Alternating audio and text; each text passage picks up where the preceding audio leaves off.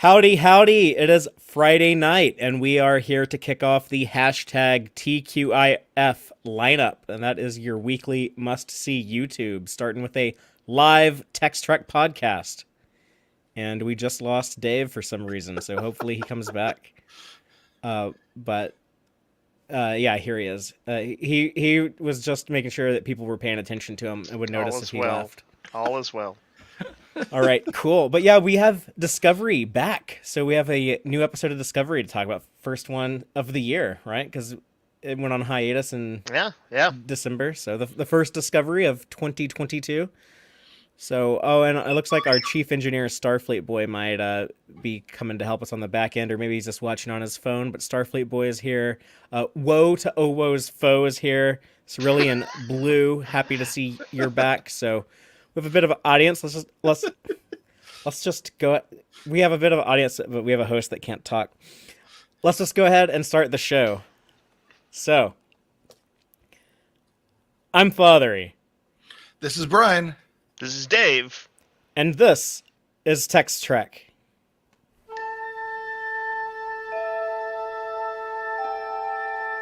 Engage.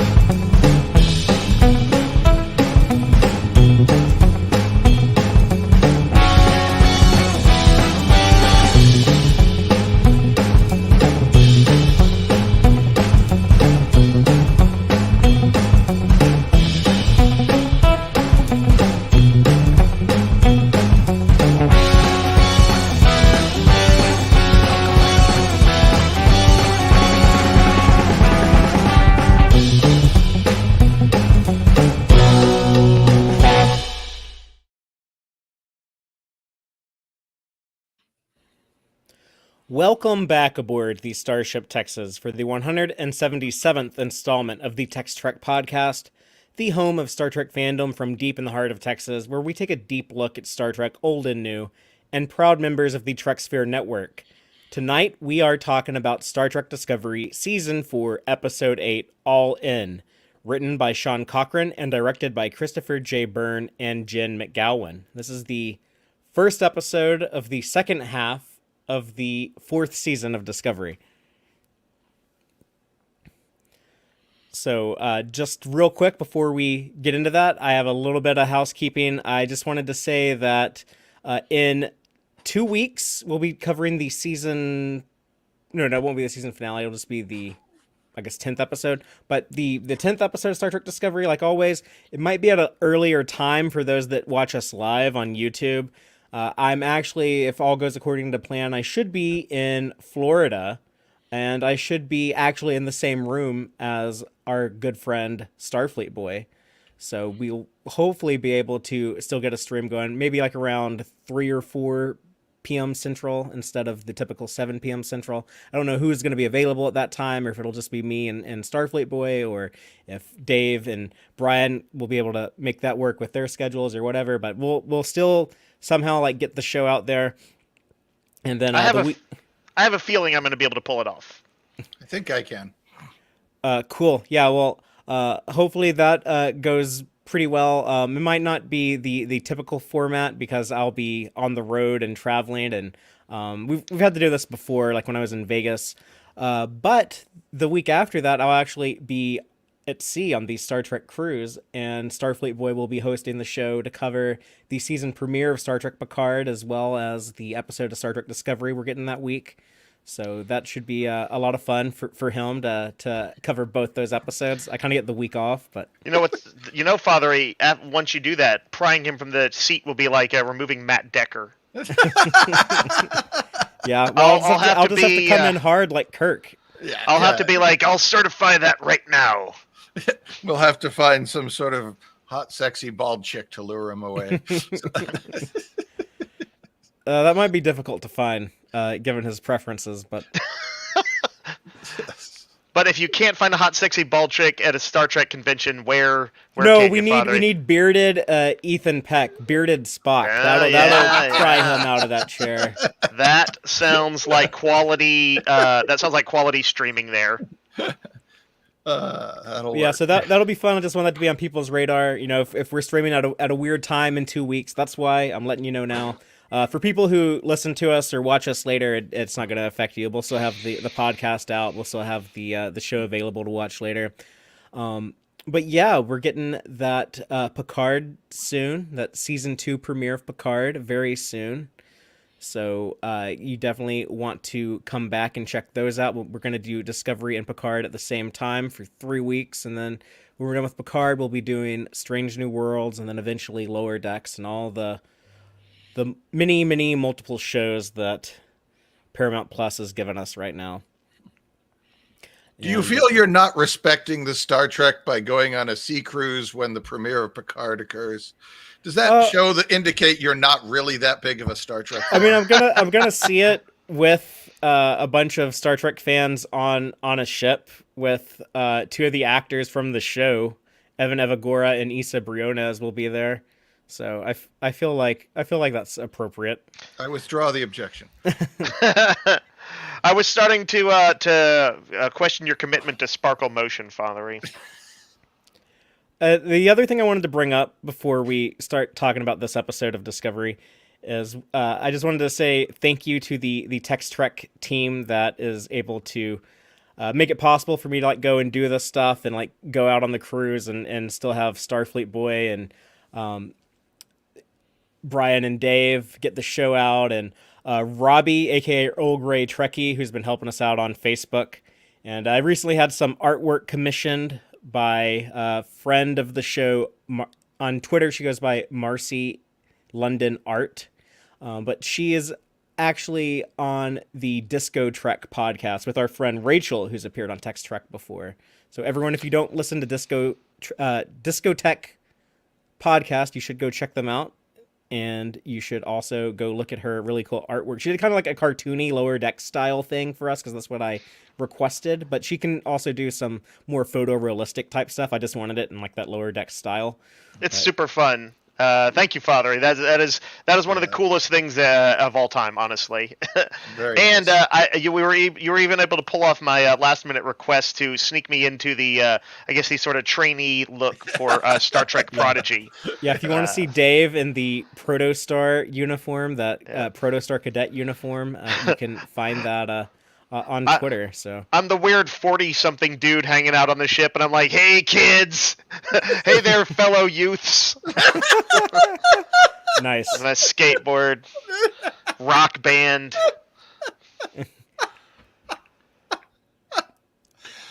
I guess I'll chat with Janeway. That'll be all right. There you go. We'll be cool. Well, never mind. I'm not going to make that comment.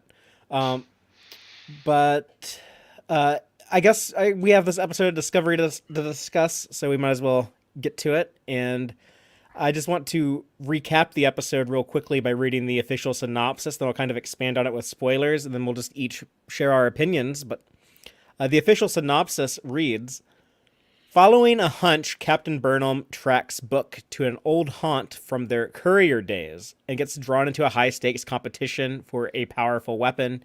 Yeah, basically, Burnham is trying to find info on the unknown species that's attacking the galaxy, apparently, with the DMA, like we saw earlier in the season. She's also trying to find Book, who's going around looking for isolinium, for the isolinear weapon. And they run into each other out on a... speaking of being out at sea, on a what's called the Karma Barge, which is like a big floating casino, and they have to play a poker game against each other, and Book wins, but Burnham was able to trick him and now has the tracker to go find him and Tarka and hopefully put a stop to them. But I don't know who wants to give the first opening statement, or if y'all want me to lead. You should lead, Father. Change it up a bit. I am going to put a tracker on you, though. Okay, that's fair. Heads up. I mean, my phone company and Google and the U.S. government, everyone else is probably tracking me at all times. So, might as well have your friends know where you are too. True. But so with Discovery right now, season 4, I've been liking it. I was really engaged with the show after the last episode, which I think might have been the show's strongest. I really appreciated the conflict they set up between Book and Burnham. I was surprised this week and even a little bit disappointed that they didn't build up to the two of them crossing paths again. I was not at all expecting that they would just, all of a sudden the next episode, they're directly facing each other again, this soon. But Sonequa Martin Green and David Ajala have such electric chemistry, even here when they're at odds against each other, that I can't really complain about their sudden reunion. I can complain about the padding in this episode. I think it suffers from having a lot of padding added to it. We spend a lot of time with our characters doing what felt to me like video game side quests. Like, oh, I got to go win a round in the fighting arena, and like, oh, I got to do like this little mini game where I have to find the cheater, the poker tables, and they had to mess around with that stuff before they could move the story along. And honestly, it reminded me of the animated shows Lower Decks and Prodigy. Both have a style of writing that I honestly like more than Discovery, and I think they have a better handle on individual episodes. And I'm probably in more that animation headspace because over the last 6 months I've gotten 20 episodes of animated Star Trek in that half-hour format. But partly because of that half-hour runtime, I think those episodes would have, or those shows rather, would have told the story a little bit better because they're a little leaner. They would have trimmed a lot of the fat here. And it really reminds me how a lot of the original series episodes, and I love TOS, but there's some of those episodes, specifically several in season 3, that I think have a really neat concept, but they kind of run out of steam halfway through and then kind of just meander around and peter out. And I compare those to the animated series from the 70s, the original animated series, where they went to a half-hour format. And I'm like, man, a lot of those TOS episodes that feel, too long would actually work better if they were like these tighter animated series style episodes. So I was kind of thinking that about this episode of Discovery, but it started off pretty strong. I loved seeing all the chaos at the beginning with, the admiral running around and the president pissed off. And then, it got a little weird in the middle, but then it ended strong. I actually had fun when they were playing Texas Leonian poker, which to me looked like Texas Hold'em. But that was cool, and I liked where the pieces ended up at the end of the episode. So started out strong, got weird, but then ended pretty well when the dust was settled, and it eventually won me back over. See, I of course like it when it gets weird. It was the side quest was totally worth it for that 1.5 second tribble shot. I was like, that was amazing. That was just the greatest thing ever. Tribble POV shot.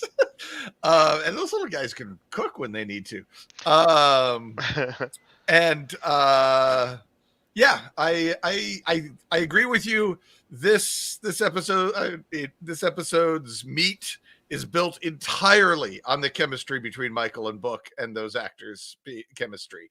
That is everything else is just a little bit of dressing put around this giant Michael Book steak sitting there in the middle of the plate. But I love that. I love steak. I love Michael Book. This is great. I'm fine with just watching these guys bounce off each other for 40 out of the 52 minutes or something. That's great. I'm quite happy. It was lots of fun. I like the side quests just to see because Book and Expanse guy Tar the scientist, mad scientist. Tarka. Yeah, there we go. Tarka. Book and Tarka were fun to watch, and Michael and Wasigan were also fun to watch. So even when we were off doing our little side quests, I thought it was reasonably enjoyable in a kind of fun way. I don't know if this is necessarily a bad thing. Maybe it kind of almost felt like this is where the writers wanted us to be, but between the fun tone, the tone just not feeling all that serious, which is fine. I like some fun in my Star Trek. And the way they have Book and Michael interacting, I can't for a moment believe at the end of this episode that those two are not going to get back together, no matter how this all shakes out. That somehow these two literally cannot stop working together, even when it's not in either of their best interests to work together. They immediately just automatically start working together with full knowledge that this is actually a bad idea if for accomplishing their respective missions. I just can't imagine them not getting back together. And after this episode, and if they don't get back together, it's probably going to feel fake based on after watching this episode. And so does that, I mean, maybe the dramatic tension is now kind of reduced on that particular front because I feel so confident. So maybe they screwed up in this episode, or maybe that's where they wanted us to be. There was enough points where everyone's kind of, yeah, you two are totally supposed to be a thing thrown around in the episode that I almost felt like that's where the writers wanted us to be at the end of the story, was that this isn't, that they are going to resolve their differences, by the end of the season or something. You've fallen right into their dramatic trap, Brian. I mean, if they'd written it different, I probably would have come out of this episode feeling different. So they can always do something different next week. But at this point, it's going to make this episode feel weird in rewatching. Is my fear, if they don't end up getting back. Maybe they get back together and then one of them dies. That would still not deny this episode because they're even if their love is undying, their bodies might be dying. So, but yeah, I liked it a lot. Not my favorite episode of the season, but definitely worth the time it took to watch. Dave, what do you think? So, if I was to run with their sort of gambling metaphor, I'd say that that the episode busts out for me. They gambled on a lighter weight episode in the middle of a pretty serious season where millions have died, and they detoured to a kind of a slightly tongue-in-cheek side quest episode. And I found myself feeling, as I've been honestly for the last few episodes, even the one that you really liked, I did not connect with, the previous one. Very disconnected from the show, as disconnected, I think, as I felt since the first two episodes when I was like, I'm not 100% sure I'm going to even be able to get on board this show.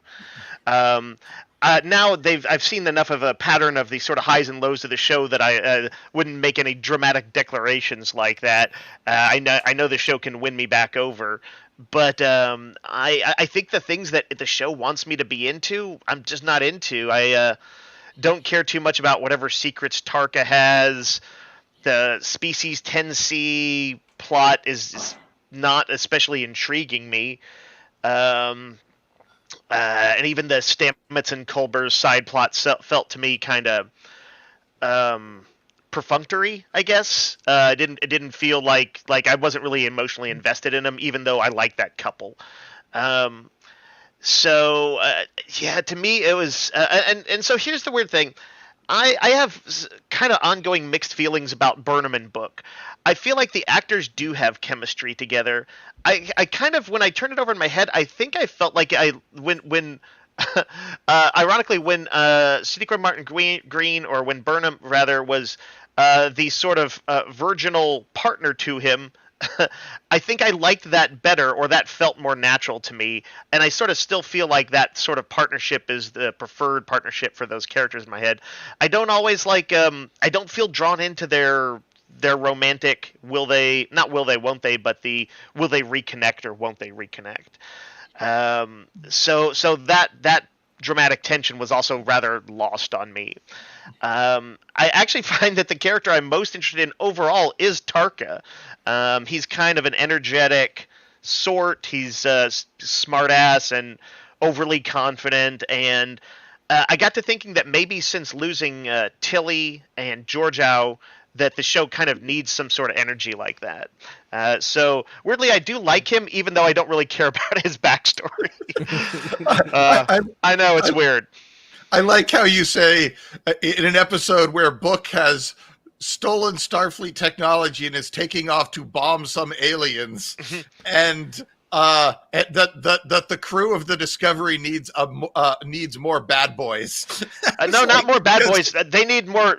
They need more big like charisma or something like that. I feel like Book is a quiet charisma guy. Even when he's a rebel, he's a quiet charisma rebel. It needs a little smartass. There's it no needs some smartass. Tilly is like a. Actually, it's not quite that, because Tilly was like a little burst of energy in the room, and Georgiou was like this. She was a smartass. She was like cruel smartass. Yeah, like the crew gelling as a whole is was my favorite stuff on Discovery. So I need like Stamets time, and Stamets and Burnham and Tilly, and I need all of them in the same room together. Maybe when that starts to happen or shows up again in some of the episodes to come, I'll get more on board. But yeah, I was like, I did not like this episode.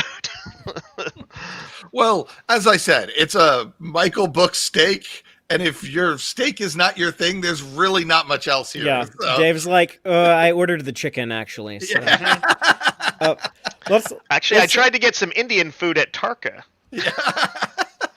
Is that like a restaurant or something? It's an Indian chain restaurant, like the Chipotle of Indian food. I don't know Indian food at all. So You're missing out. It's the only joke I can make about his name.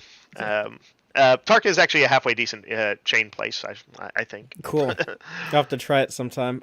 Let's get into our episode breakdown. Just start at the very beginning, where we have all that stuff at Starfleet HQ with the president and the admiral, and also Tarka and Book being wanted men, and them going to see Haz Mazzaro to get their isolinium. But right off the bat, the Admiral Vance, he's yelling at people. Like, we've never seen him like that. I guess frazzled and like I don't know, kind of like assholey, like barking orders at people, and then we see the president chewing his ass out, chewing Burnham's ass out. What do y'all think of that? Because it's him on the line this time. Yeah. He fucked up. Yeah, he's like, oh, like I was like the guy who was like rooting for this dude. I brought him in. I got him all this clearance, and then he betrayed me. Yeah. I did think it was kind of funny that he's like, assemble all the ships, call out a dragnet, and I'm like, they spore-jumped. You can have the dragnet ready. They can't go anywhere. They don't know what to look for. Anyway, I mean, you can notify everyone to keep an eye out for them. But yeah, he mentioned the Eisenberg class ships too, named after Aaron Eisenberg. Oh, very cool. Peace. That's very cool. I did think it was slightly odd that they said something like, "Oh, the prototype for our new spore drive has been stolen. This could totally undermine the Federation." And it's kind of like, just build another one. But she was saying it would be embarrassing. Like we were supposed to be like leading the entire galaxy into this first contact mission, they are at like a key point. Like it's like on the. The precipice. The precipice, yeah. And she's always going to be thinking like the political angle too. How's this going to go over with like the member worlds, the other powers that be in the galaxy? I do love that she told Burnham like, you do not need to be on the capture Book mission. Like, you stay away from that. Yeah, I guess it seems like there's enough crazy shit going on in the Milky Way right now that somebody stole our prototype spore drive would be fairly easy to get that on the second page of the newspaper instead of the front page. But I occasionally wish that we would see a perspective outside of Starfleet. Like if we had some supporting character who was in a non-Starfleet position, that we would occasionally see him like. This sounds prosaic, but like, see what the news looks like in Star Trek. We've pretty rarely seen that. Get a little bit of a feel for it from the sidelines, because if they were like, galaxy on the precipice of economic destruction, dependence on dilithium, or like the spore drive may save us from dependence on dilithium and save everything. Like, it could be like something that everybody is talking about, but we wouldn't know it. I wouldn't have even thought much of it, except the president said it. Yeah. I was fine with the president saying, Michael should not be going after Book. And sure. I did think it was slightly odd that Starfleet intelligence didn't want to question Michael about, hey, you spent a year with this guy bumming around the galaxy doing questionable things with questionable people. Any idea where he might have gone? Because, I mean, isn't that part of your investigations for a missing person is question the people that know them well and ask them if they have any leads? It seems maybe she pretty got like base. a questionnaire sent to her, but It I seems mean, she's pretty on a mission. baseline. The president told her like getting this first contact mission ready is priority. Yeah, I feel need like to talk to these aliens. We've talked about how sometimes Discovery kind of, I think, crams its plot points through. And, I feel like there were also some wild coincidences in this episode, like that the very place that they needed to go to get whatever the MacGuffin was also where she could pick up star charts that would. Well, that was by things. design. That was by she could probably get those star charts some other way. Like she did that intentionally because Vance told her like, I'm going to order you to do both missions. I'm going to order you to find Book and to get ready for first contact with these aliens. Do we think that there were other places like that the Admiral made it? They implied that. Saru. No, Saru figured that out. Saru is like, there's other ways we could have gone about this. You're trying to go find Book, aren't you? Yeah. And then Michael's like, yeah, Saru, but the Admiral kind of told me to. So which kind of made Saru seem pretty competent that he caught on. Yeah, he continues to kind of be the wise old alien. By the way, I see in our comments that woe to Owo's foes referred to him as Madmiral. Yeah, he was very Madmiral. No doubt. Jill being good with the puns. Yeah. I have to admit, I still like this president. She's still better than any president the U.S. has had in a very long time. I enjoy her. So did you know this was going to happen? No. Why didn't you know this was going to happen? I was like, very well played. This woman is sharp, which you need. You need it forces everybody's game up when the boss is also sharp. Then it's much more interesting than, oh, look, dumb boss, smart hero. This is it. Having the smart boss is nice. And on that front, I think Vance has now gone to the best admiral in Star Trek. I like Vance better than any other admiral that has ever admiraled. You say that right during his biggest downfall. No, I know, but I like the fact that I just like the way he's like able to play multiple angles and show that being an admiral is more than just telling the officer, the captains don't do the thing, but that there's all sorts of like finagling the president, finagling the captains, dealing with the security issues.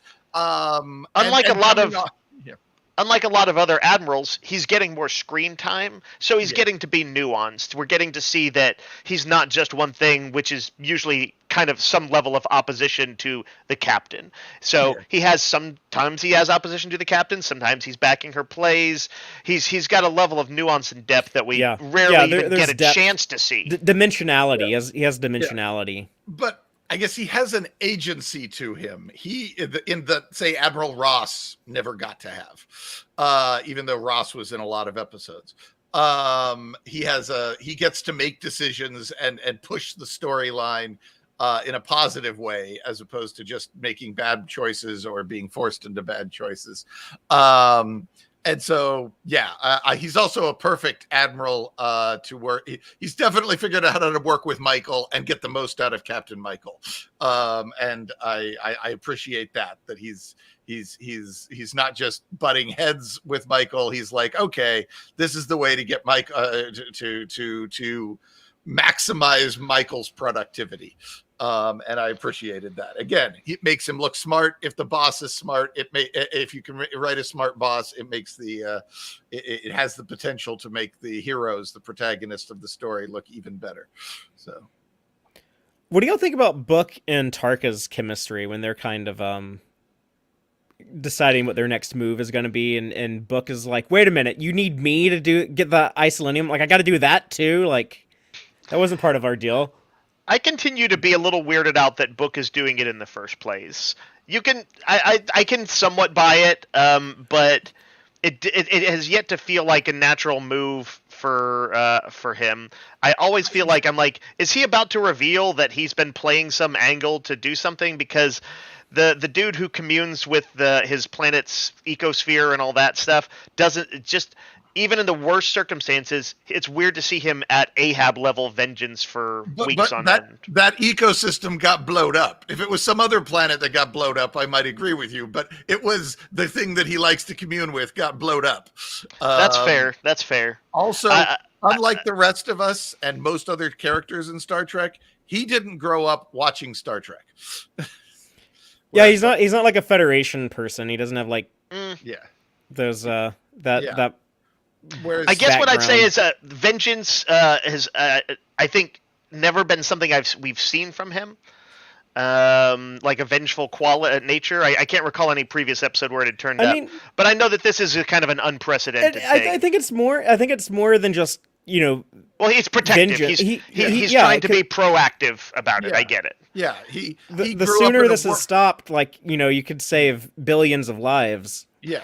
He grew up in a world where if you wanted a problem solved, you solved it yourself. And you can't really trust the man to solve anything.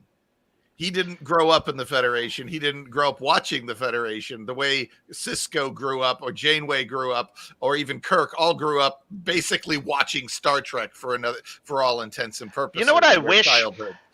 I wish that we had seen that there was almost like a physical effect when he was like lost his connection to the planet, as if like a cord had been tethered, a tether had been severed rather, and so that he didn't quite feel like he was in his right state of mind a little bit more. Like, yes, we see that to some degree, but I wanted him to feel like a physical change has overcome him, because.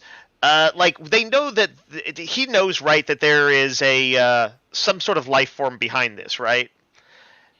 And I think that's the thing is they weren't really sure, and Book knows a little bit more. I mean, we're kind of treading territory from the last episode. Book knows a little bit more because Tarka's like, oh no, I'm trying to make it more destructive with the isolinium, with making it an isolinear weapon, but the Federation at large. I mean, a lot of people voted to oh yeah, let's do this. They don't know. All they're doing is they're attacking that DMA device that's going around knocking planets over. They have no idea if there's going to be some type of feedback or something that's going to go back to whoever is controlling it. It's all unknown. But the hope is that it'll stop the next planet from being destroyed. So I can understand why people would vote for that. Now Tarka did tell Book in that last episode. He's like, no, I need it to be destructive. I need it to be because that was the thing that Book told him was why don't you try to demonstrate to him that you can make it safer? And Tarka's like, no, I actually want it weaponized.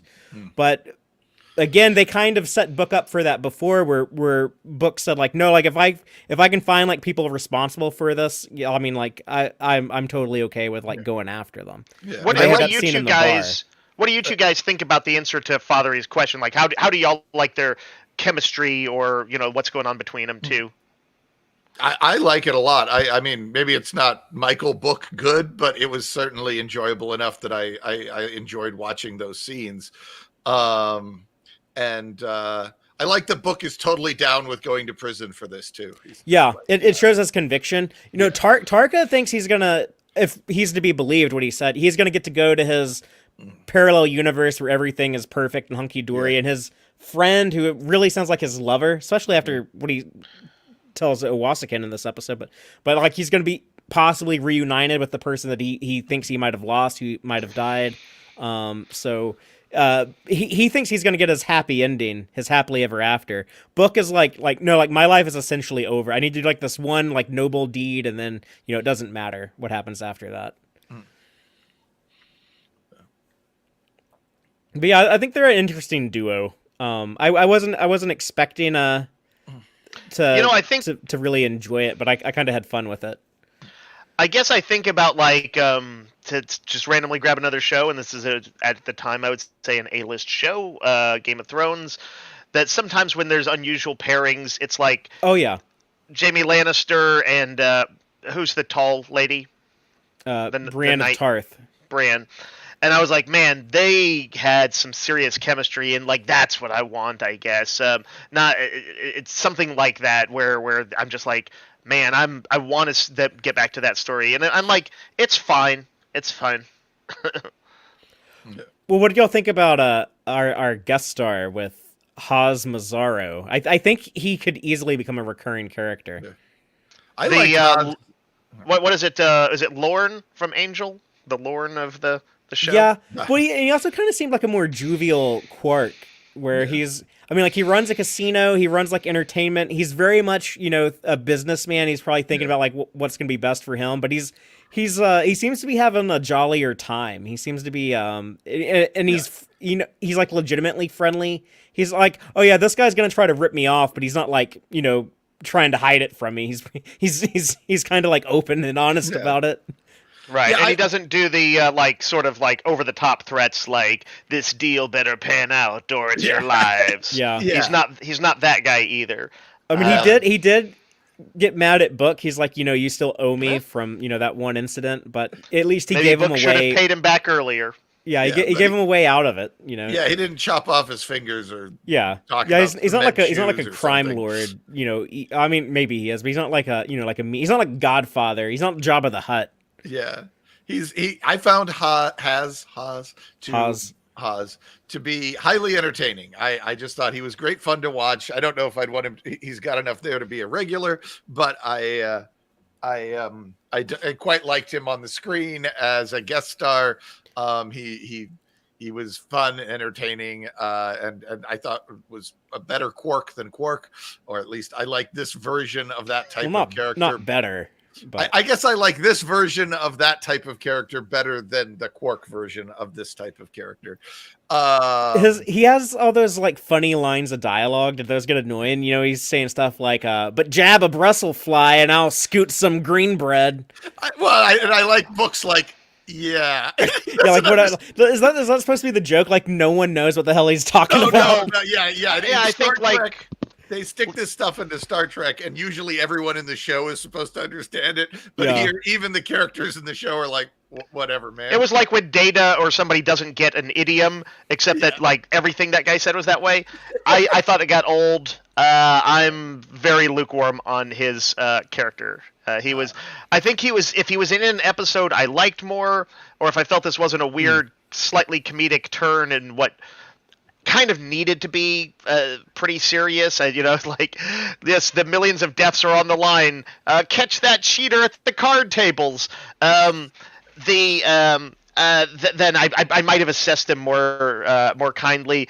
I actually think the balance he strikes between sort of having some caring a little bit about the people he works with, even wishing Book and Michael well as a couple, while being a pragmatist at other times, is a pretty good balance. But in this particular episode, I was not on board. Well, I hope we see him again in some different contexts that you might like him more. Yeah. I hope that place gets blown to hell. I think he could be a useful character. A bigger fish comes along and eats it because it thinks it's something tasty in the water. I was interested to see that nobody's still figured out a way to counterfeit latinum after all these centuries. That surprised me. Where the technology was lost during the Byrne. There's been a big reset button. Maybe there's just incredible amounts of technology have been put into keeping latinum detectable, or keeping it from being. Counterfeited. Counterfeited, yes, thank you. Yeah, I mean, it's no big deal, but I was expecting dilithium crystals to be the currency of choice. But since they actually have done a pretty good job of making as we talked about long before this season, making it feel futury, far more futury than futury had been for Star Trek. And I do think that is a little bit odd to stick with that one, to go ahead and decide that needed to be, but they would just be swapping it out and be, like dilithium chips or something like that instead of it. And it would serve the same practical purpose. I bet they talked about it and just decided, let's just stick with latinum. Yeah, certainly. If you use dilithium, it brings up the Federation has piles of that. So Yeah. how does that affect the inflation of dilithium across the galaxy? Because when you have dilithium based economy and the The Federation is just Federation's handing it out to as everyone. fast as they can, then it's going to change the economy, do weird things to the economy all over the place. But the other thing I thought was slightly odd: why doesn't Book just tell Haas why he needs the isolinium? I'm going to go stop that DMC from blowing up planets. It's hard to imagine how that would possibly hurt his chances to get the isolinium. I guess he might say, I don't want to end up like on the paper trail of a galactic, incident. Yeah, but the faster he gets it, the faster he gets out of here. So, and then he's got a spore drive. So he just if somebody told me, hey, I just need these things so I can go build a nuke to win the war. I don't. If you were on that person's side, yeah, you'd hurry and do it. If you're a neutral player who doesn't want to get stepped on later, maybe not. See, my impression is that this can only be used to build nukes. This is, that's the only reason anyone will. Right, like he's already trafficking in them. Yeah, he's like saying, I want to buy a nuke from you. Oh, what do you want it for? I'm going to use it to save billions of people. Oh, well, hey, I'll cut 10% off for that. That's kind of nice. Actually, now that I think about it, he is like the most wanted dude in like the Federation right now, and I guess it probably hasn't gotten out there.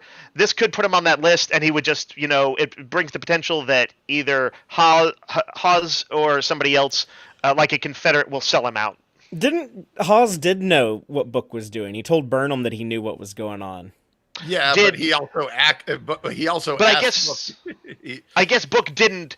Did Book know that he knew? No, I think Book was just trying to keep that option off the table. So he's like, I'll play it cagey. I get it. You don't want to do anything to paint a target on you when you're that sought after. I mean, go ahead. If somebody showed up at Quark's bar and said, I need to buy some quantum torpedoes, and Quark's like, well, what do you need those for? I'm going to use it to end the Dominion War so that the defeat the Dominion in the Dominion War. Oh, well, Quark would probably be more enthusiastic about the sale if he heard that. And I got the impression this guy probably would be too. I mean, what does he have? There's no reason for him to gain by the DMC possibly gobbling up his planet at any moment. So he's got nothing to gain by not knowing that. Anyway, it's a minor detail, but I just...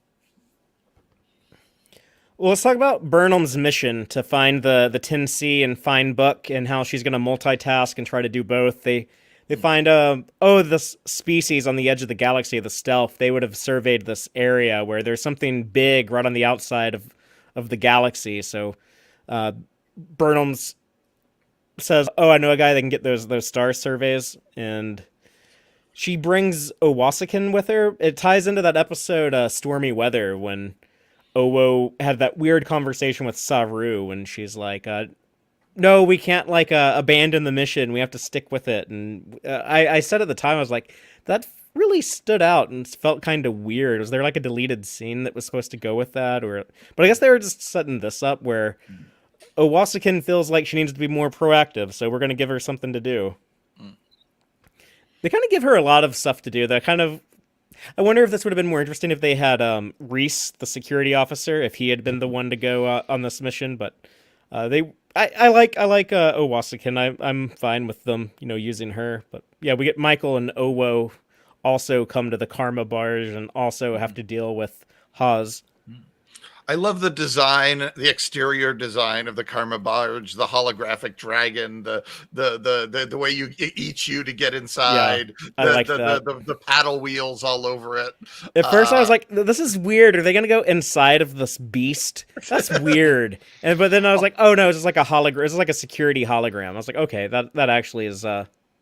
I think I would have if I were Owasakin, I would have been like, "Yeah, could you have told me more than just keep going?" Like, I would have wanted to know, but it was dramatic effect. It seemed a little Star Wars-y to me. I think calling Book Glowworm, that's kind of a unique nickname. Calling Burnham Right Hook, I feel like they didn't spend a lot of time thinking up that one. I mean, Book can actually glow. Yeah. I mean, anyone can can throw a actually right light up. hook, right? Yeah, she must have like clocked him or is an associate at some point. I can see it. It's fine. I felt like both of those names hinted at some crazy story that we didn't get to see, and it felt fun. That's in one of those imagine. novels. Yeah, there will be, and it won't be as good as whatever's in my head, I'm sure. But I like the idea that they just hint at this crazy story and then leave us to imagine whatever we want. Yeah, I in general I like those kind of bits and pieces. It wouldn't be. I think it'd actually be kind of cool if you occasionally, like, we had seen some flashbacks to their past, but it seems like they'll mostly just keep that as. They kind of reference it, like when they reference it pretty often. Yeah, like when they're like, oh, this is like that one time at that one place when we had to do that one thing, and let's do that, and it's like, oh no, we can't do that. Remember when this and that happened as like consequence of that, and then they have like a little banter back and forth. They've done that a few times, I guess. But yeah, so they're trying to get the star charts, which is easy breezy, and then they want the isolinium too, and then he's like, oh, okay, that's multiple bidders, so the price is going up. So yeah, he's still kind of, looking out for him. He's gonna have a good payday by the end of the episode. That's his priority. But we get the crossing of the paths with Book and Burnham when they're having to do these side quests for Haas, which this is where I think the episode really needed to have been streamlined and more focused, and yeah, like Dave was saying, probably a little bit more serious. I can excuse some of the goofy stuff that happens later at the poker game because Burnham's acting weird intentionally. But yeah, this stuff is probably sillier than it needs to be. But I did like when they are talking to each other, and Book is like, no, just like leave, act like you didn't see me, and she's like, I can't do that. If you don't turn yourself in, they're gonna use me to come get you. And I don't know, like I really bought into the conflict between the two of them. Go ahead, Brian.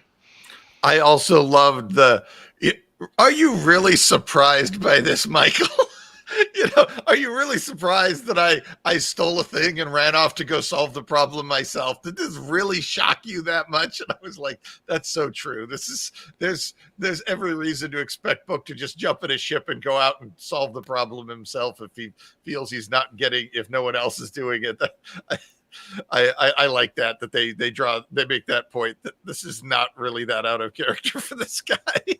The murder side, maybe the fact that this might get some people killed, but the idea of I'm just going to steal the thing and go off and do the thing anyway, and swing by some weird space bar casino and pick up what I need. All of that, just that's how he does things. That's how he's always done. And arguably that's how Burnham does things too. Yeah. I did like these sort of more serious interactions here. I think that's when I kind of most bought their connection and everything. And honestly, I wouldn't, if the show was more episodic and like less driven towards big finales. I'd love like a little side story that's like a casino heist kind of thing. Sounds super cool to me. It was only as dropped into this, it just felt weird. When they're looking for the changeling, they find the like all of that stuff was weird to me. Like they didn't have to do anything clever. They're like, look, this alien is blinking. Look, this alien is blinking. Oh, look, that guy walked behind that column and now he's someone else. Like, oh, it must be a change. I was like, man, I could figure this out. You're supposed to have like Book, who's like really savvy in these seedy environments, and Tarka, who's supposed to be the smartest dude in the galaxy. And it's like, man, like I could have figured this shit out. Well, Father, have you seen the movie Casino? Yeah. All right, you know how hardcore those all the pit bosses are, and everybody who watches, they make this point about how cautiously all the gambling is watched, and they will wreck you if you try and mess with it. I was just thinking, Haas needs better security. Or Haas needs better. Well, he is the least aggressive casino owner, least cautious casino. And they do hang a lantern on that. They say in the episode, Tarka says this, his security's terrible. He's just not very good at this at all. And we see multiple examples that he isn't. I think we can actually say it's part of the narrative that he's that Haas is actually bad at casino security. How does he? How did he even get all the goods he does? Yeah, if he's that guy. He's getting the Isolinium. He's talking to the Orions and getting he's the really stealth good at doing stars deals. surveys. He's just bad at casino They security. did call him a broker. He is primarily a broker, so he is good at like shaking hands and, This is and just making his the money deals. laundering project Yeah. or something. I guess you could. Gig. I always wanted to run a you could casino, but I'm not good interpret at it it. that way. What about Joanne Owasakun and her combat arena fights against the Canadian stuntman? I thought it was odd that we didn't put the person who knew the Vulcan neck pinch in the ring. Yeah, That like just Michael felt has the Seuss Mana Vulcan martial arts. But the new pinch, what is it? Famous Spock nerve pinch, FSNP. I don't know. I don't know quite what I would have wanted in the scene.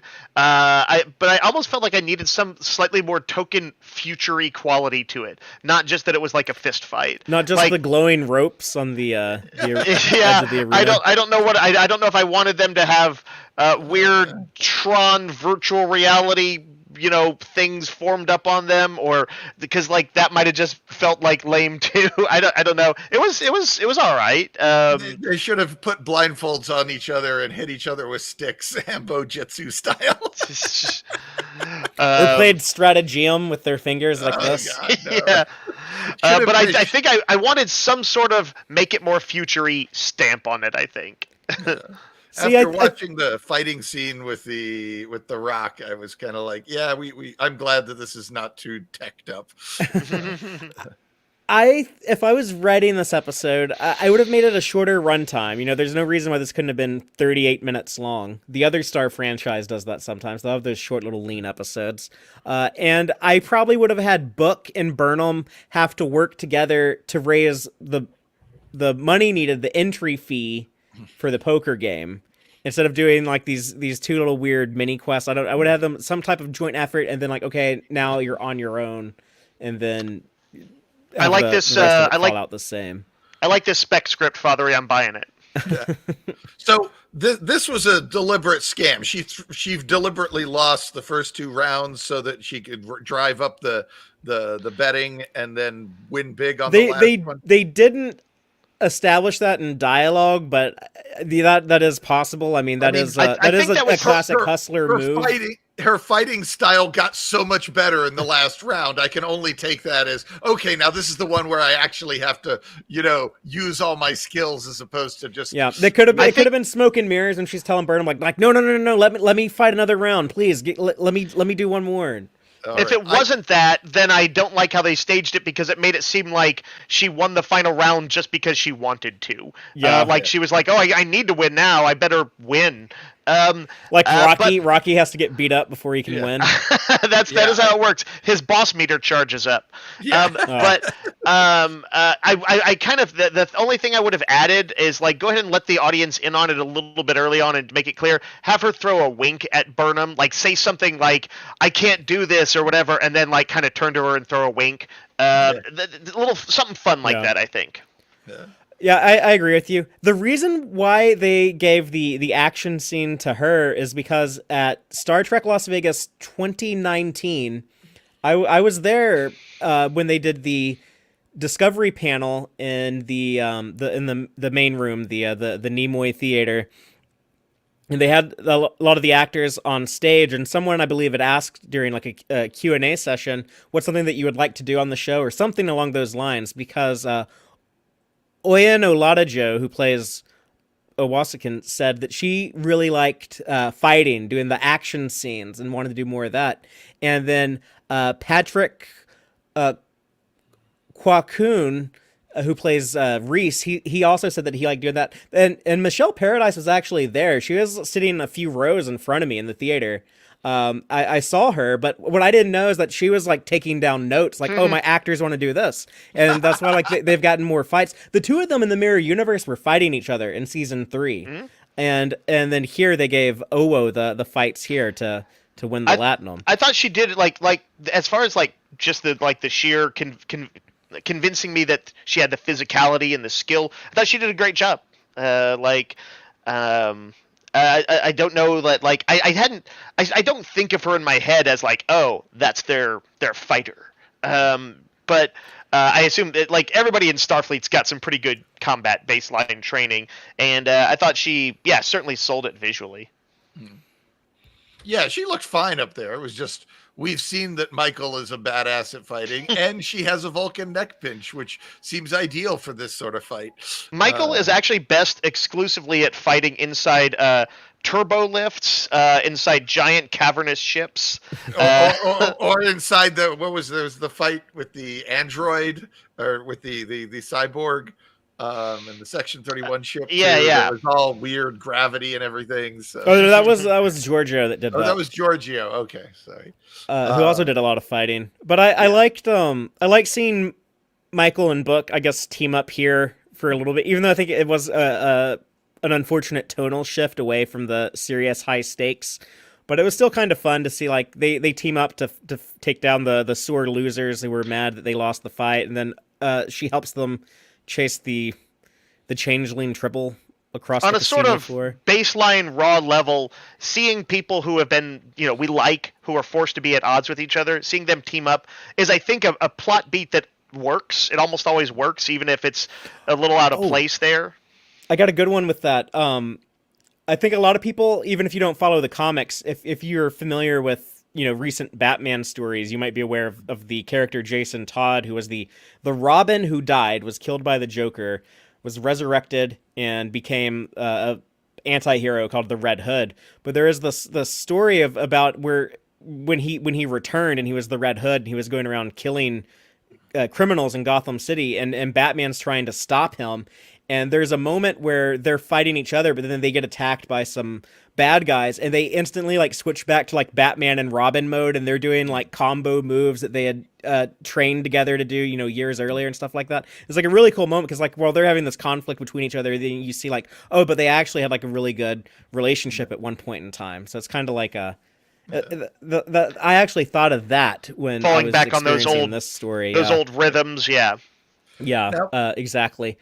Now, you were talking about not liking the side quests. The idea of finding a cheater sounded kind of fun, but the way it was executed.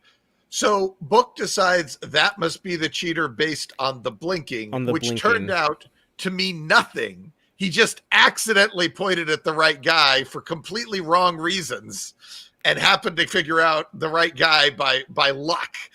That's what we're led to believe here. It's like, oh, must be a nervous tick. That's why they blink weird. So it turns out that the blinking had nothing to do with anything, and that guy could have been completely innocent, but it turned out he's guilty, so it worked out well. It's that's actually a beat that you would have dropped in an episode that was mostly comedy. Yeah. And they should have at least acknowledged. So what you're saying is the blinking. I mean, I guess they sort of did, but it felt like the actors didn't realize how absurd and didn't play it as embarrassment the way I thought it should have been played. I have thoughts on the Tribble running across the casino floor. Is that I try to avoid, after the season of a show starts, I try to avoid all future trailers and everything. I'll watch like the promotional material like going into it because I feel obligated to talk about that as a Star Trek fan content creator. But I don't watch trailers much after a season has started, and I somehow like scrolled past a video or something that they were doing to promote the return of Discovery, and I saw what I thought before I could avert my eyes and look away. I thought it was like footage of like a Tribble like hauling ass down like a corridor or something. I was like, oh, is this like that thing that might have been like a Tribble crew member that we saw back in the first episode of the season? Are they gonna like make like the Tribble do like some cool like action thing? Like that sounds kind of dumb. I don't want to see that. So I was relieved when I saw this, and I was like, oh, this is that thing that I saw in that trailer I wasn't trying to look at. Like, oh, okay, so this isn't that bad. But I thought that the changeling makeup, it did kind of look recognizable as like a Deep Space Nine changeling. I honestly I wish it was like a little bit more like kind of like Odo or some of the other changelings we saw on that show, and like the morphine effect looked more like that. But I mean, the whole point of being a shapeshifter is you could look like anything, I guess. So it all works. Yeah. If there's ever a species that's allowed to do a visual reboot, surely it's the Founders, right? I just would have enjoyed it more if it looked a little bit more similar. I guess I thought it looked similar enough for me. Okay. So how did they know the Founder was the cheater? because they saw them go behind a column and then they saw the blinking alien go behind a column and then change into something else. That's how they discovered that person was a shapeshifter. How did they discover that person was cheating at cards? Because it was, but their betting, Tarko was like, this person's betting pattern is really sporadic. They're going from small bets to large bets in ways that like don't make any sense. Like they're doing something weird, obviously. So somebody was betting weird, and that's the entirety of their evidence. It was basically like it was basically like you're always like betting small, and then every time you bet big, like you win. Okay. Like you like that made sense to me. Is like how you would spot someone like doing weird shit. It wasn't. And as you already pointed out, how come Haas couldn't just look at the security cameras? And it was that'd be an easy observation. That's like his security guards should be like, hey, this guy always bets small, but then like every now and then he'll bet really big on like the hands that he wins. Like how does he know when he's going to win? Like he's doing something weird. Also, nobody has weapons except that one guy who has a knife. So yeah, well, it was kind of concealed, so I guess there's ways to sneak it in. But you're right, his security does suck. Yeah. Are y'all ready to talk about the poker game, the Leonian poker? I saw someone say in our chat that it looked like 2-card stud, but I thought it was like Texas Hold'em, where everyone's dealt 2 cards, and then you have a flop, and then the turn, and then the river, and on the table. But I mean, whatever it is, I'm fine if like Texas Hold'em becomes like some different, it lives on in the future. It has like some different name. It got really popular on the Leonian planet or something. You have never played Texas Hold'em until you played it in the original Linoleum. Yeah, I guess. A lot of times I assume that they are just, that it's not literally necessarily meant to be, I mean, they did call it some kind of poker, right? Or Leonian poker. Leonian poker.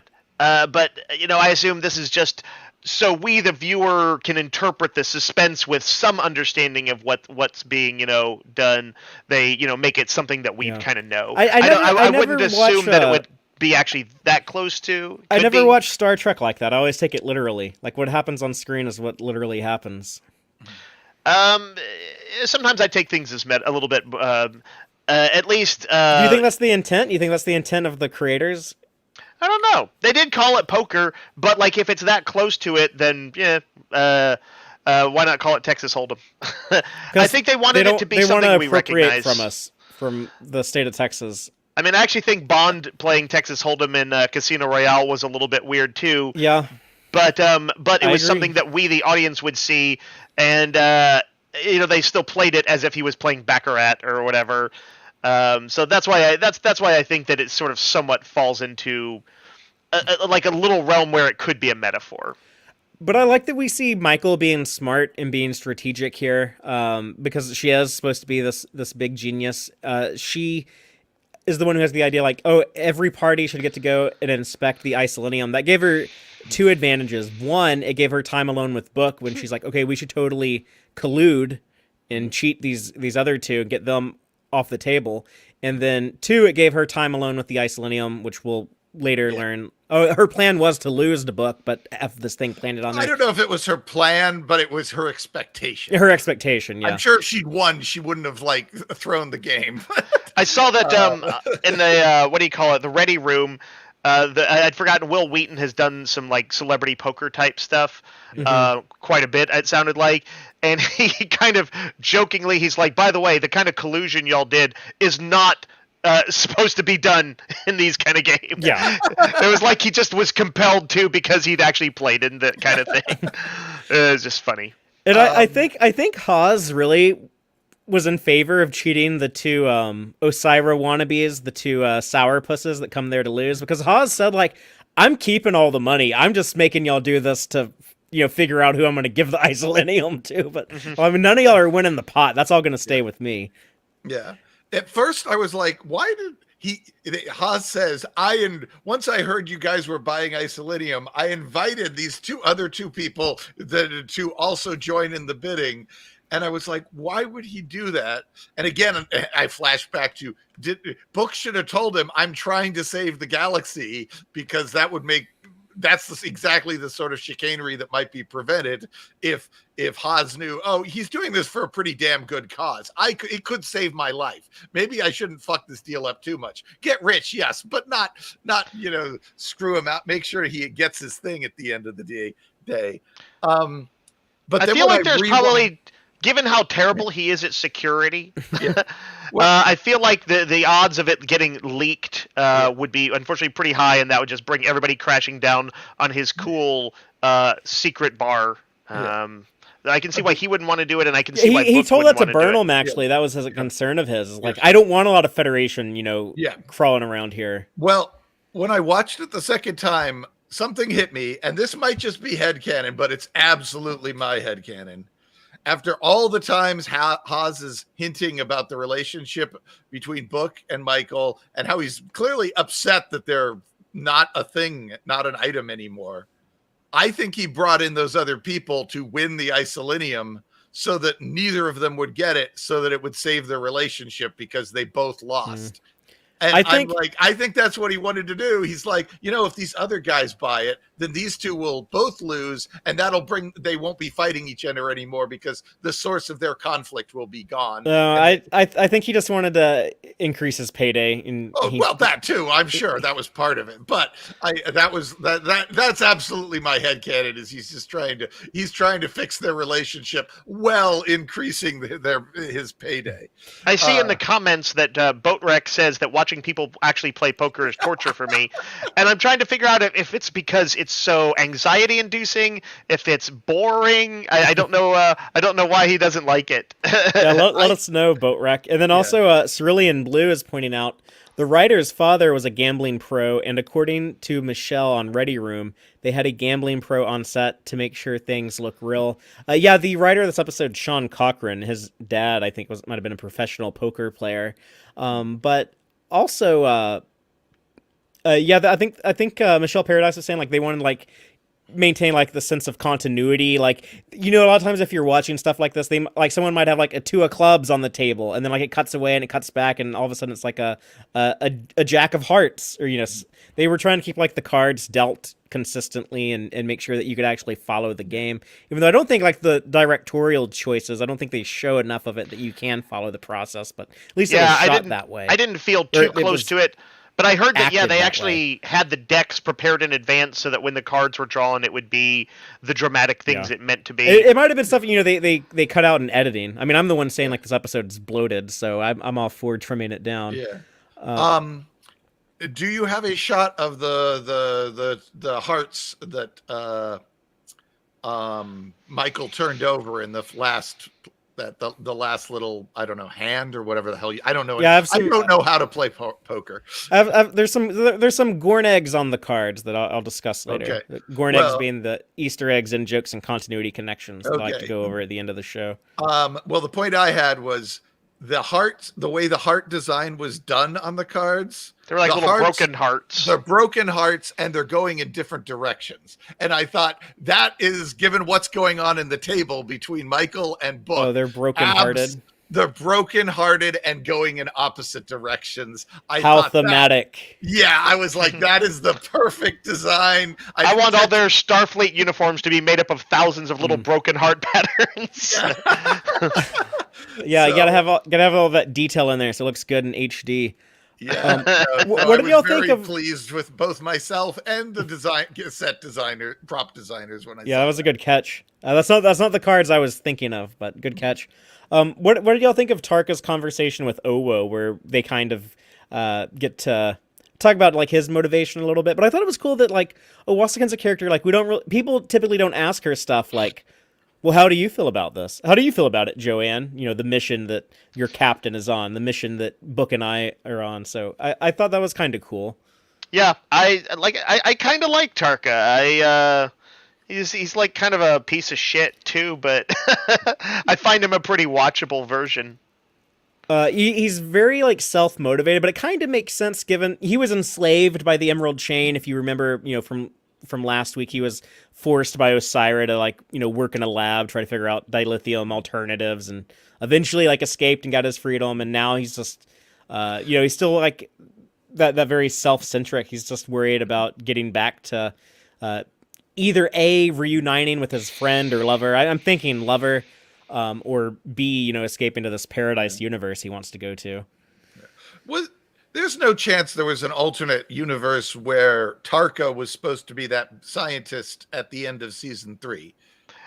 When he mentioned that stuff, I was like, wait, was he in those scenes and I forgot? I did wonder about that kind of connection, Brian. Yeah, like if they, because had they originally written this to have that guy, but are you talking about Aurelio? Yeah, the guy in the chair. Yeah, Kenneth Mitchell's character, Aurelio.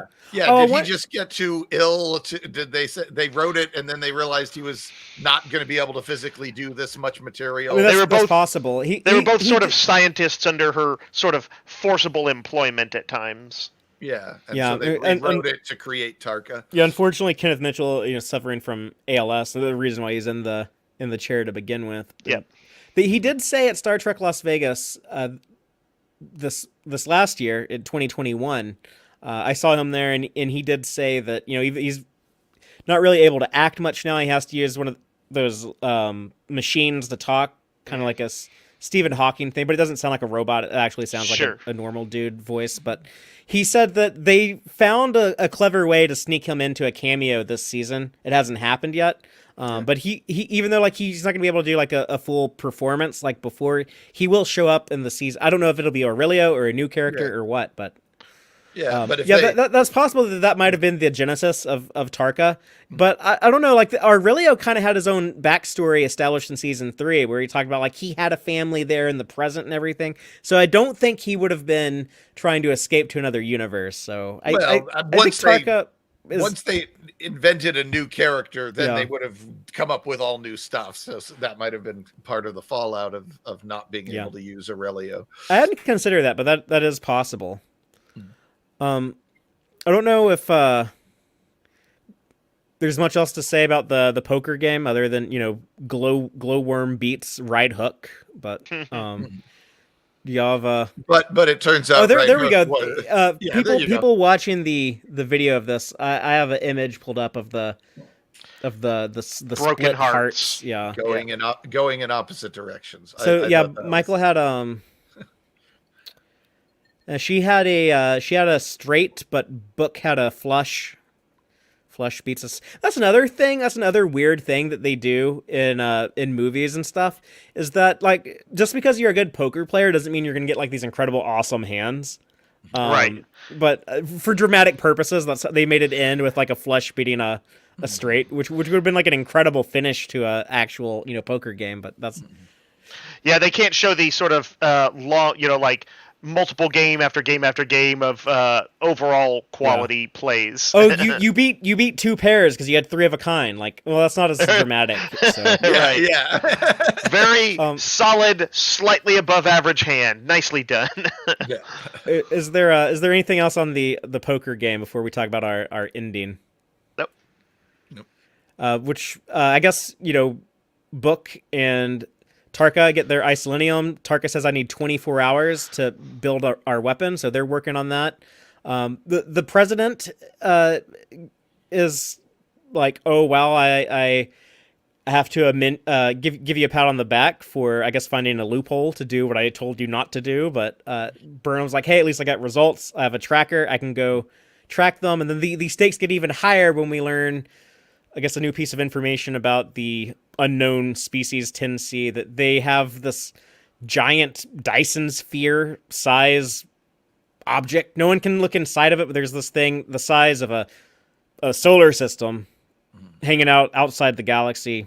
They must be really strong. We shouldn't. It's V'ger. It's V'ger. I don't think it's going to be V'ger. Cloud. It's the right scale factor for the cloud. There is a cool Gorn egg here that I'll go over in a moment that connects this to an episode of Star Trek Voyager, but until then, I don't know if you have much to say about the ending. They said it was they went into the notion that the whatever the phenomenon was. What do they call it? The anomaly. It was essentially like a scoop, right? That it was a dredge. The DMA, yeah. Which it was gathering up. What was it? Boronite. Boronite. Which there's a cool thing about Boronite. If you don't recognize that name, I recognized it, but I couldn't remember where I'd heard it before. It was like I've heard that, so you'll remember it when I tell you. Yeah, I'm looking forward to the Gorn Eggs because I was like, I could look it up. Father, you tell me when we do the podcast. I'll be lazy. But yeah, the only thing that's really shocking here is that this thing is like really big, and you can do if you know what Boronite's for, you can do some really powerful stuff with Bor. But yeah, I don't know. It was I didn't really get like the full shock value of this because it's not that much more interesting than the DMA itself. We have the DMA, which is roaming around the galaxy, destroying planets, and then we also have the big giant thing on the outside of the galaxy. It's just like, is there going to be like an even like bigger, gianter thing?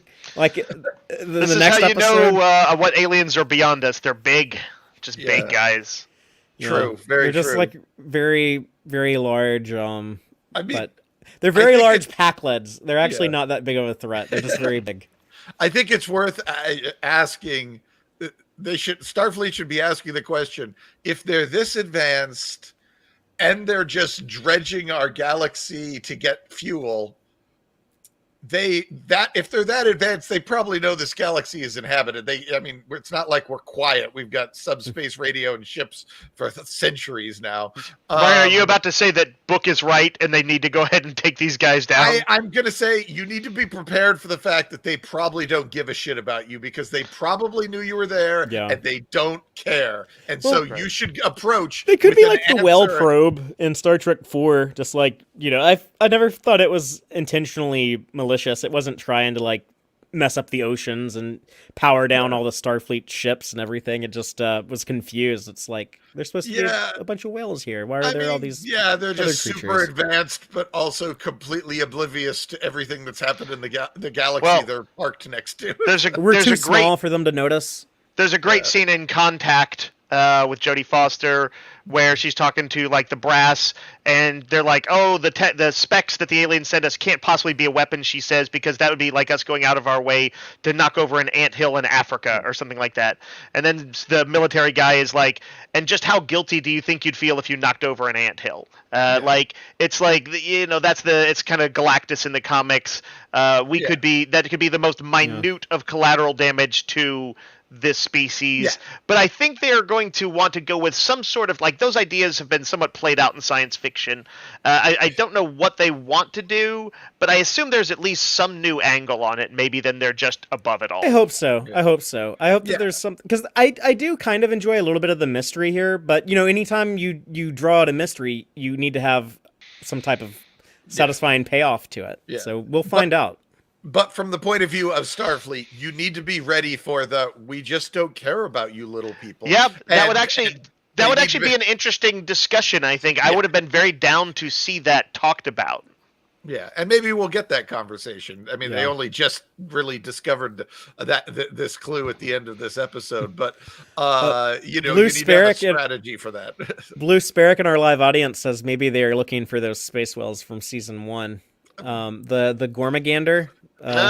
This whole thing's going to be a giant ripoff of Star Trek 4. Oh no, we killed the space whales. We're going to think it is I think it's a tribble mega colony.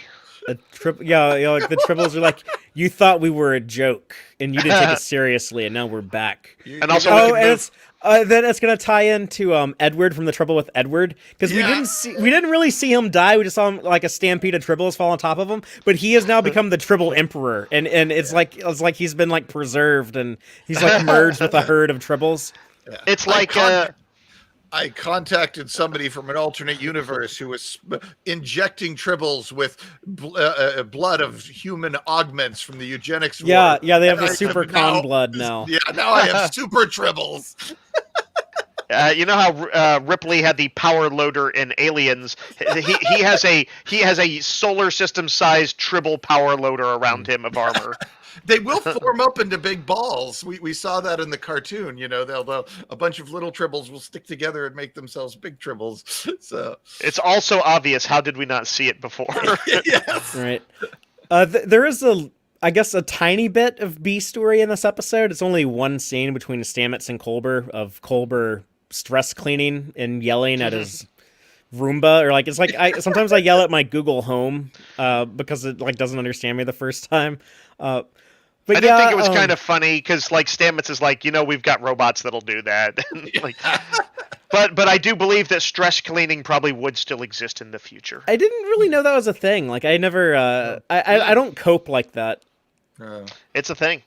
There have been times I believe it. I don't know about if it's exactly stress cleaning. It probably is, but there have been times when I felt like things are out of control, or that I'm just wildly ineffective as a human. And you go do a big, massive load of dishes, and you feel like, okay, there's something I accomplished, a tiny little feeling of accomplishment that I can affect the world around me. So, and maybe that's the same reason he's cleaning. I don't think know, it's but that's why I occasionally do there's it. another version of it that's sometimes depicted, at least I've seen it in reality, but also depicted sometimes in fiction with couples.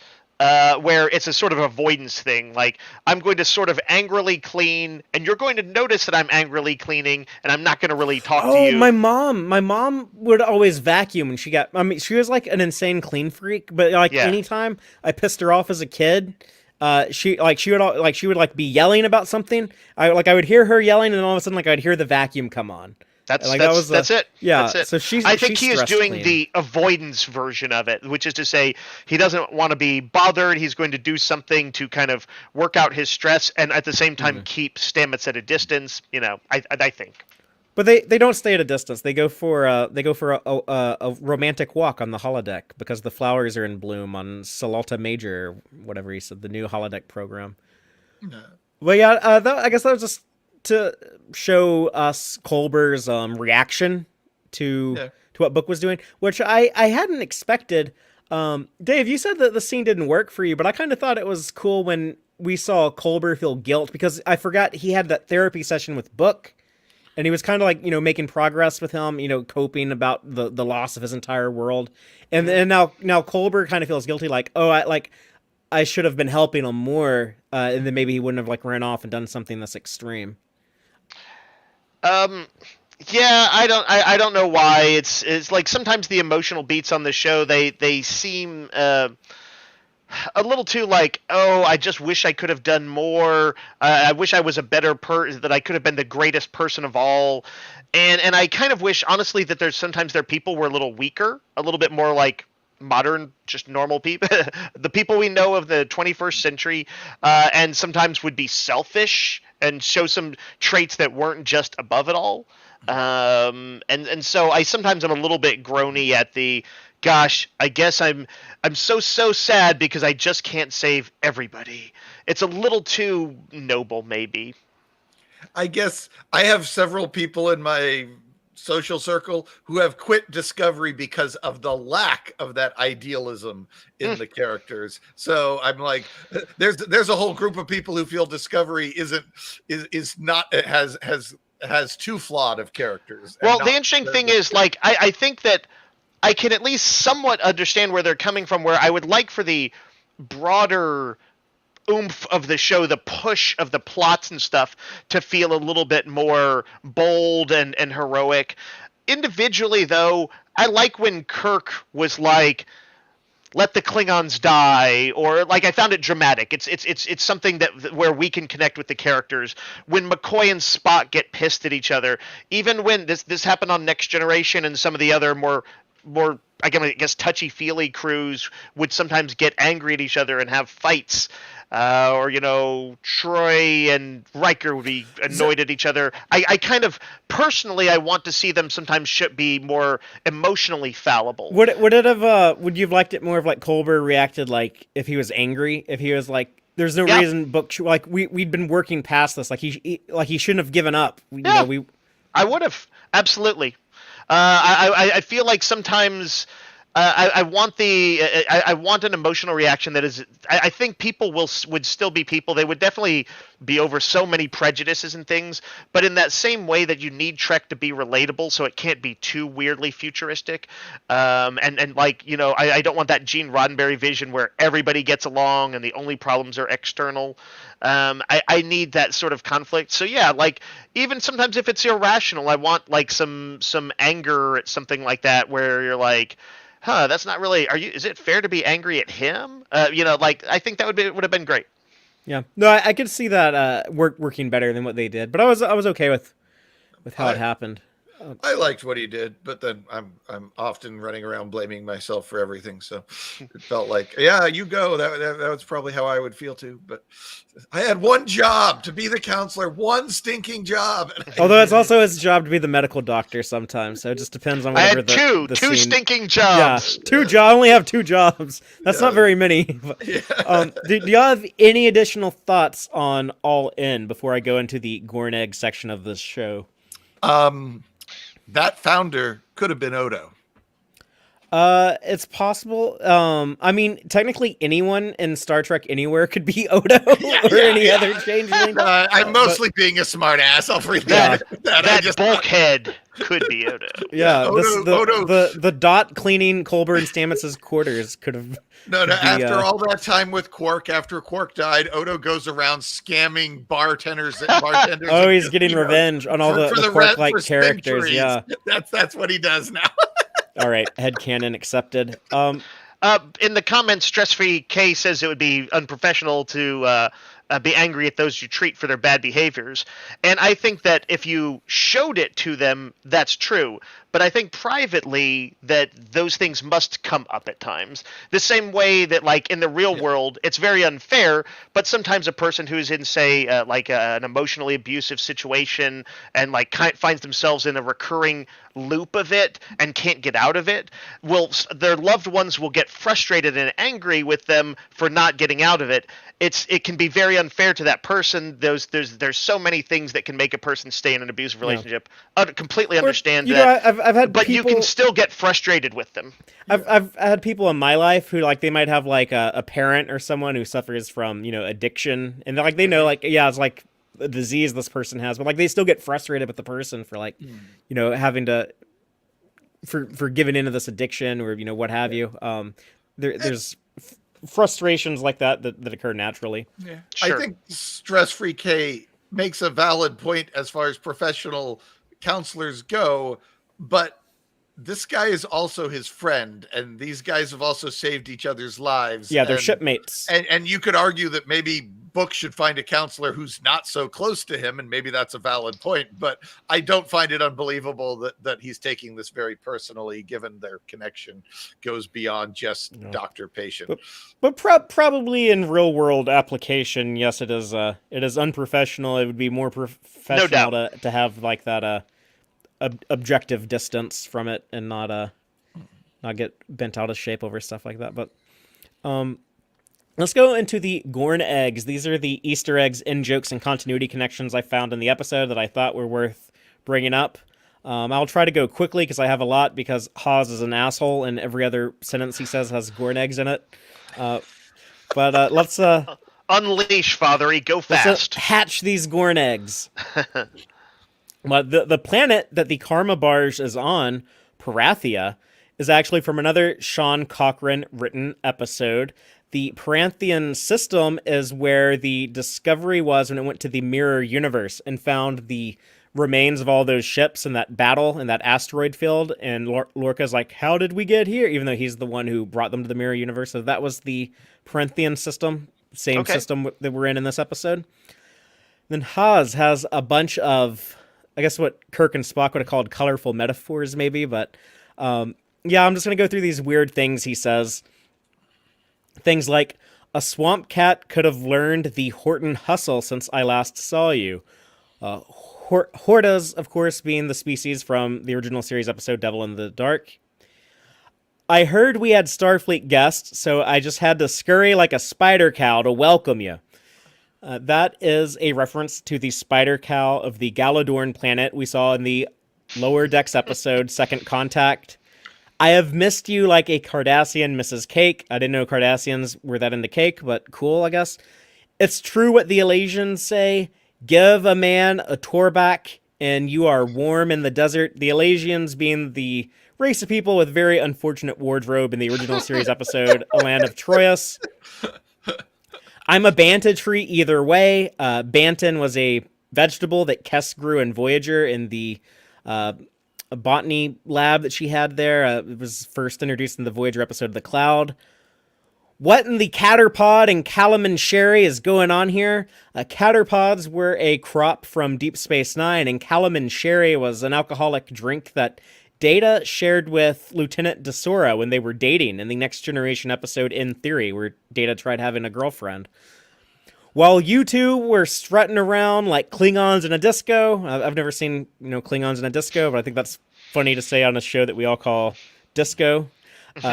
Act like a Armus, swim the Parathian Ocean with weighted boots. Of course, that's a reference to Armus, the tar monster that killed Tasha Yar in the Next Generation episode Skin of Evil. Those were all of the Haas sayings, like the Hosiums. We'll call those Hosiums. If he ever shows up again, he's got to say more dumb shit like that. But Haas was also selling Devore scanners. The Devore were a species in the Delta Quadrant we saw in the Voyager episode Counterpoint. That's where Voyager is helping to smuggle these telepaths across the sector of space, where the aliens, the Devore, were they were like Nazis trying to like Holocaust all of their telepaths. And the Devore did have scanners that had a similar shape to the scanner that we see in this episode. So a little bit of a similar aesthetics on I guess what would be hundreds of years later technology, but a little bit of visual connection there. There's also a line of dialogue from Michael Burnham when she's being the hype woman for Oh Wow, when she says the most fierce. I can't say this word. The most ferocious fighter this side of Felton Prime. Felton Prime was a planet mentioned in Deep Space Nine, Season 7. Once more into the breach, there was a battle there. The Changeling, of course, speaking of Deep Space Nine, looks like the Changelings we saw on Star Trek Deep Space Nine that were the Dominion founders. And if you look on the poker cards, there's some familiar Star Trek aliens on the face cards. There is the Shellhead alien from Star Trek Beyond. I don't think we ever got a name for that species, but we actually saw a member of that species in the Kelvin timeline in Star Trek Beyond. There's also on one of the cards an Acadian. They were I like the design, but unfortunately kind of fake-looking alien in Star Trek 4, one of the representatives on the Federation High Council. We also saw them brought back in Lower Decks recently. But yeah, there's a card with one of them, and there's also a Cardassian on one of the cards. So Cardassian's getting a name dropped by Haas and some visual representation here. A Cardassian. Cardassian, there we go. And then the big one, the one that Brian said he's interested to hear, Boronite. Saru says that stuff's really powerful. It's rare, it's infinitesimal, but if you get a lot of it, you can do some powerful shit. Well, boronite is what the Borg used in an experiment to create the Omega molecule. That's right. I just watched that episode. I was like, I swear I've just heard about this boronite stuff. Because I think that might be the only. I think there's one other time where it's actually mentioned, but the Omega Directive is the name of the episode, Star Trek Voyager. For those who don't know or don't remember, now basically the Omega molecule it's a really big deal. If you have just like one little molecule of it, it's going to produce enough energy that you can power an entire culture, I think is what they described in the episode. The Borg were trying to harness the power of Omega molecule and ended up causing like a giant explosion that wiped out it was an insane number, like 200,000 Borg ships and 6 million drones were killed. The Federation actually experimented with it in the late 23rd century and almost ruined subspace for the entire galaxy, and it was banned. They covered it up. They're like, no one can ever know about this. No one can ever have anything to do with this. Only people who know about the Omega Directive is what it's called are captains and admirals, and their duty is if they ever encounter the Omega molecule, they're supposed to report it and then send in a team of specialists to destroy it, to get rid of it, because it's just too dangerous to be in the galaxy. And they actually get to see it briefly in Voyager. 7 of 9 is kind of obsessed with it because it's like the Borg, holy grail, Borg are obsessed with the Omega molecule. It's like their version of perfection. She even compares it to Chakotay. She's like, this is my spiritual belief. You believe in your great spirit and all of that. It's the Omega molecule is that to me, is to the Borg.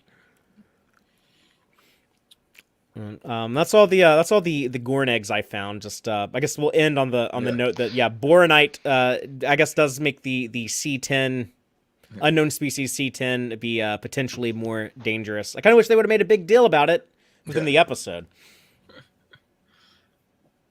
That's some crazy stuff. They went to town on the Gorn eggs this one. Yeah, well, I'd be curious what our audience thinks about All In. If they were all in, or if they wanted to fold their cards and walk away from the table, or maybe they played like several hands and then folded. Yeah. They might have broke even. There's so many gambling metaphors you can go with. Yeah, for sure. They could have been cleaned out like me. Poor Dave. Maybe we'll get Dave to buy back in next week. Yeah, I need somebody to stake me. Okay. Well, if you do have any thoughts or feelings on this episode you'd like to share with us, please comment on YouTube or reply to me on Twitter, or let us know on the Tex-Trek Facebook page, and we might share your feedback next week in our subspace transmission section of the show. That's what we're going to do right now, is talk about what people thought about last week's mid-season finale of Star Trek Prodigy, the episode A Moral Star Part 2. I don't have time for a lot, but just a couple of these.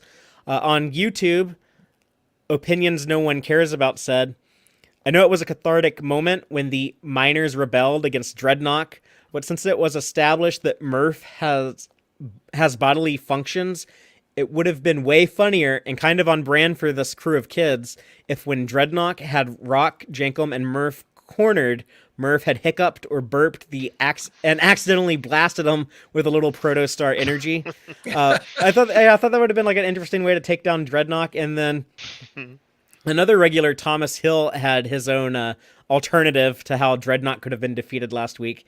He said, I think the death of Dreadnought was too quick and easy. I think he should have struck the engine power core and get shocked when trying to strike Rock Talk. Then Jankum, Pog, and Dal shoot him with their phasers. Then as Dreadnought falls to the ground, the Cation strikes the beheading blow. So he wanted it to be more of a team effort to take down combo. Dreadnought. Yeah, I don't think Dreadnought's gone. I think that's why it was a little underplayed. I think he will be robotically resurrected. But yeah, I would have been fine with either one of those alternative versions of the defeat of Dreadnought. And then on Twitter, Ashley V. Robinson, who I'm a big fan of, she is actually she's on a bunch of content, but she's on the Geek History Lesson podcast, which I really recommend. She has been a big fan of Prodigy and Lower Decks, if I recall correctly. She's a longtime Star Trek fan, but she's been really enjoying these shows, and she's also involved with Roddenberry Productions right now. And I just thought it was cool that she was saying something to us on Twitter, because I've been a fan of hers for a few years, but she's saying episodes 9 and 10 are even better when you consider them as a standalone movie. And yeah, I mean, it's actually, kind of a normal episode length for Star Trek. You combine those, you get like a 45, 47-minute episode. But yeah, I think those two probably do play together well. I'm constantly rewatching Star Trek. Whenever I get back to Prodigy Season 1, I'll have to remember to clear out time on my schedule to watch 9 and 10 back to back the same day, same night, so I can experience that, because I think that probably would flow a little better. But that's all we got in Subspace Transmissions. But if you're watching us live Friday night, then you are in luck, because we are going to have more fun on the hashtag TQIF lineup. We're actually going to kick off the Starfleet Boy After Dark show, probably like about an hour. But Starfleet Boy, if you want to tell us what's going on Starfleet Boy After Dark tonight. Howdy. Oh, I don't know. Can you guys hear me? Yep. Oh, sweet. No. So tonight we're talking about all the same things that we always talk about: Star Trek, Book of Boba Fett, Peacemaker. No Superman. No Superman and Lois. Yeah, there was but there was DC no did show off some of the Black Adam movie. So, I'll have to go check that out. Yeah, okay, so cool. If you're a fan of the Justice Society, then yeah. that might be cool. You might want to see what we have to say about that. So. And audience, you get to also steer the conversation. So if you want to talk about some stuff, just drop it in the chat when we're on. See you in about an hour. All right, so it'll be at 10:30 Eastern tonight, 9:30 Central. And we will be back live next week to talk about our next episode of Star Trek Discovery. But until then, as always, live long and prosper, y'all. Listen to the Tex-Trek podcast through Apple Podcasts, Google Podcasts, Spotify, or at tex-trek.com. Like us on Facebook at facebook.com/tex-trek. And follow Fathery on Twitter at TXTrek. Please support us by liking our videos and subscribing to our channel on YouTube. Thank you, and